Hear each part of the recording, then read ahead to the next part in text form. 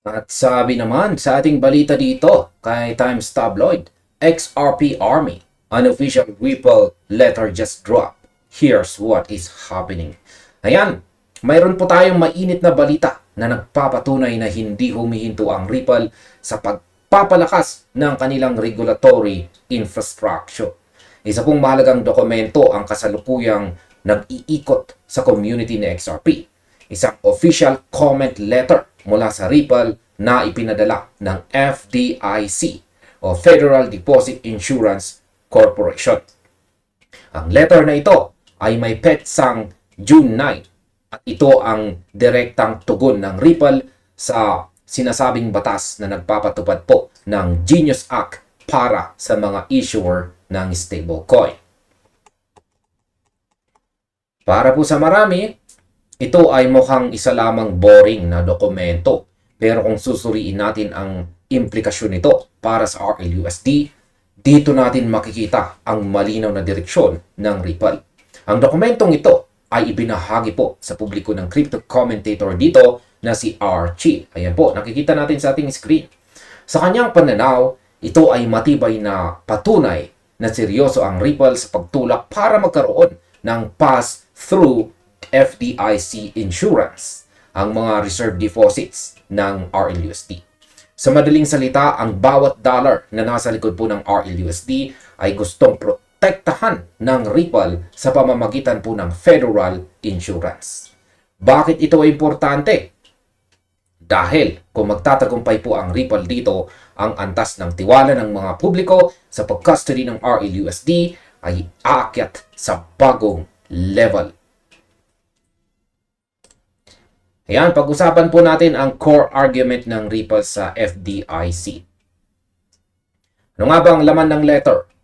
Ang pangunahing punto po ng Ripple ay pagtutol sa kasalukuyang draft ng FDIC.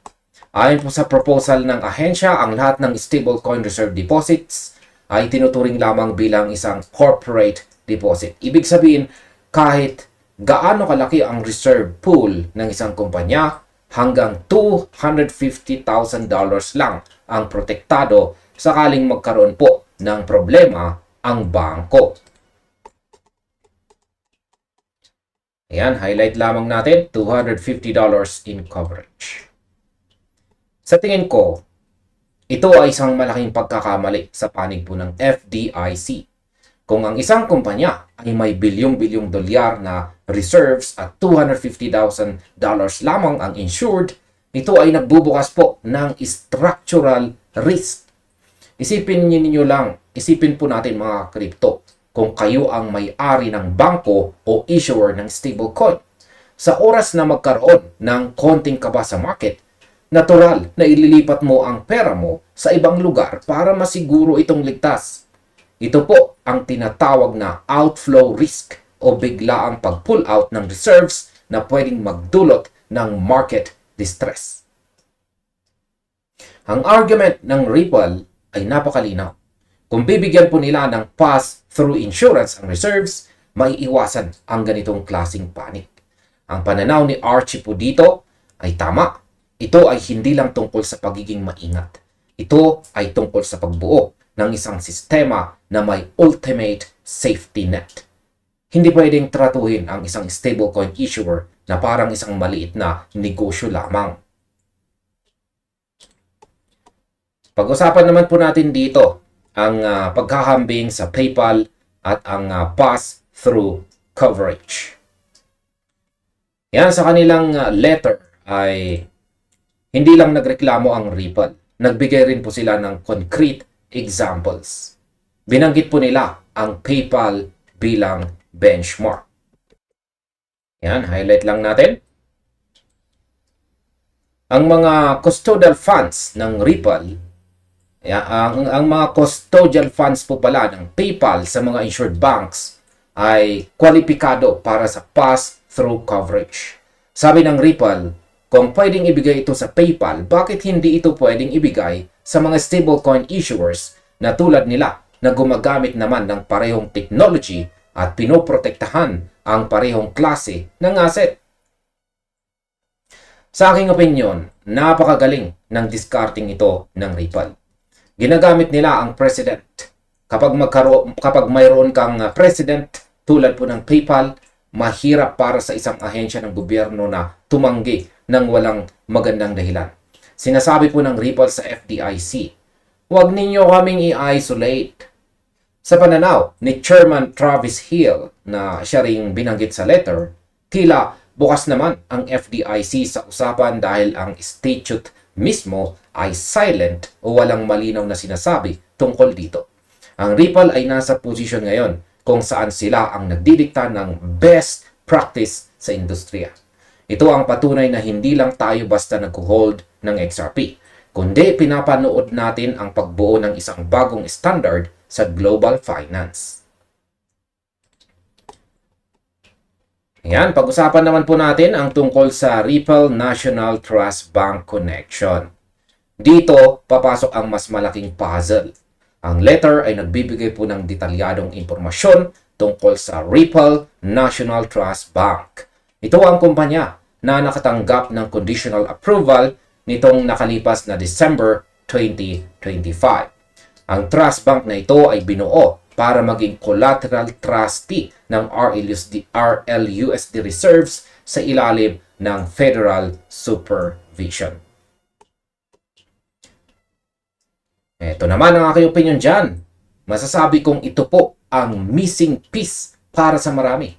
Ang pagtatayo ng isang National Trust Bank ay hindi isang maliit na project. Ito ay pagpapakita na ang Ripple ay nakikipaglaro sa big leagues. Sa pamamagitan ng pagiging federal regulated, ang reserves ng RLUSD ay nagiging transparent, traceable at higit po sa lahat, compliant sa mga standard na hinahanap ng FDIC. Kung ako po ang tatanungin, dito talaga nagiging solid ang kaso ng Ripple.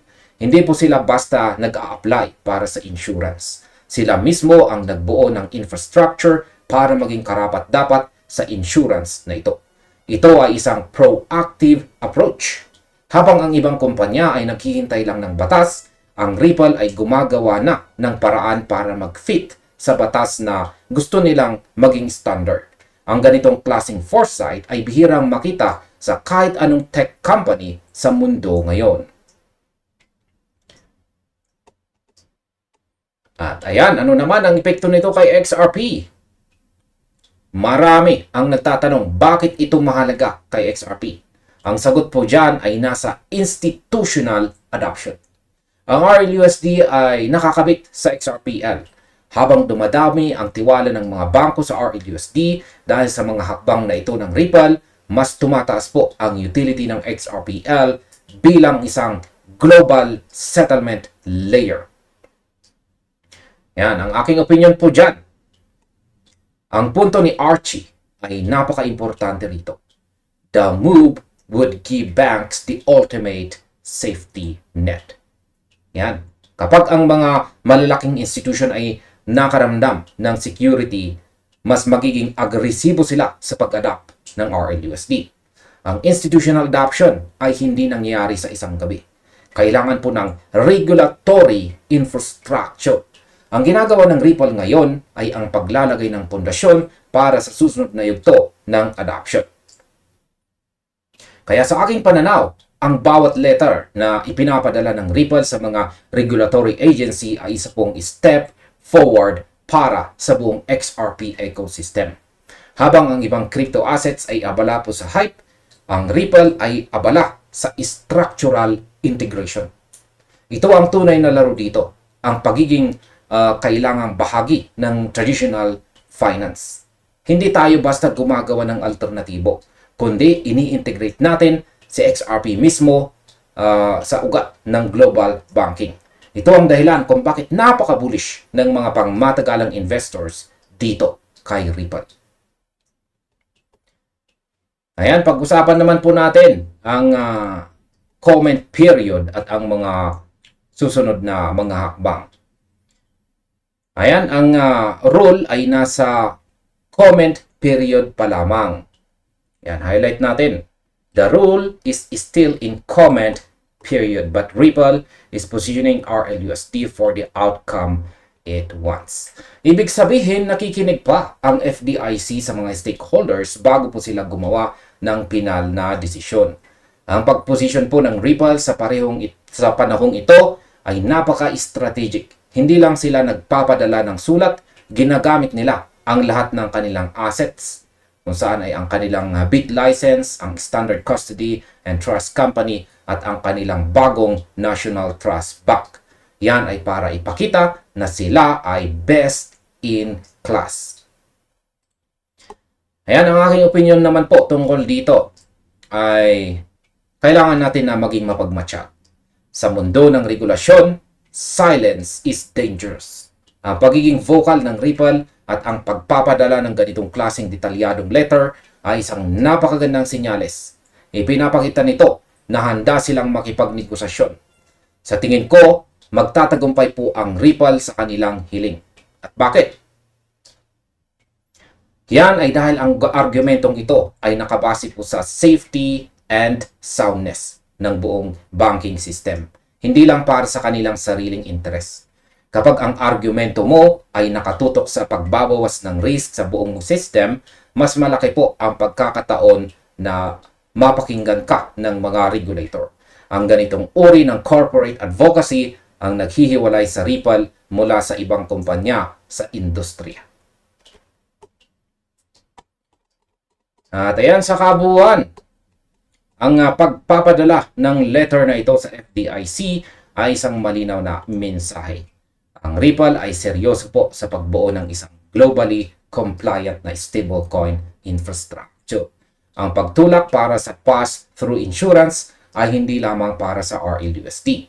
Ito ay para sa tiwala ng mga bangko sa paggamit ng blockchain technology para sa settlement.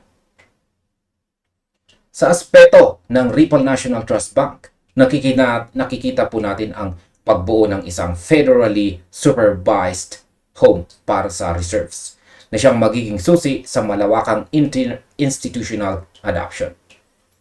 Habang tayo ay naghihintay po sa final na decision ng FDIC, ang Ripple po ay patuloy na nagpupush para sa resulta na pabor sa kanilang modelo. Ang mga hakbang na ito ay nagpapakita na ang Ripple ay nakatingin po sa malawakang larawan. At yan po ay ang pagiging backbone ng susunod na henerasyon ng finance. Kaya manatili po tayo nakatutok sa mga susunod na balita dahil ang bawat dokumentong inilalabas ng Ripple ay bahagi ng isang malaking roadmap patungo sa institutional maturity ng ating asset. At hanggang dito na lamang po tayo sa video na ito mga ka-crypto. Maraming salamat sa inyong panonood. Maaaring panoorin na rin po ninyo sunod ang recommended video natin dito.